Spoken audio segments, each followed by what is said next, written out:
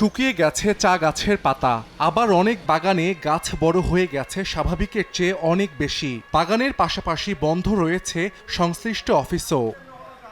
আওয়ামী লীগ সরকার পতনের পর এনটিসির চেয়ারম্যান সহ 7 পরিচালক একসঙ্গে দায়িত্ব থেকে সরে যান। ফলে অর্থ সংকটে পড়ে সরকারি মালিকানাধীন ন্যাশনাল টি কোম্পানি। এ কারণে হবিগঞ্জের লস্করপুর ভ্যালির মূল 4টি বাগান সহ 7টি চা বাগানে গেল মৌসুমে চা পাতা সংগ্রহ করা হয়নি। এতে শ্রমিকদের বেতন ভাতা আটকে যায়। দিনের পর দিন মজুরি না পেয়ে সম্প্রতি আন্দোলনে নামেন শ্রমিকরা। ডালপালা মেলে চা গাছগুলো নষ্ট হতে থাকে। এতে আর্থিক ক্ষতির মুখে পড়ে বাগানগুলো। সংকট সমাধানে ব্যবস্থা নিতে বর্তমান সরকারের কাছে দাবি জানিয়েছেন শ্রমিকরা। 3-4 ফুট করে লম্বা হয়ে গেছে, এই পাতা দিয়ে তো আর চা পাতা হবে না। গুরুত্বপূর্ণভাবে বিষয়গুলো না দেখার কারণে আজকে আমাদের এই অবস্থা হয়েছে। বাগানগুলো অনেক খারাপ হয়ে গেছে।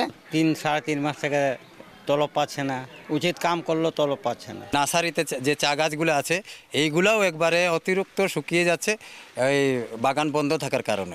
অর্ধেক পাউডারে দ্বিগুণ উজ্জ্বলতা, নতুন রিন অ্যাডভান্সড অর্ধেক পাউডারে দ্বিগুণ উজ্জ্বলতা।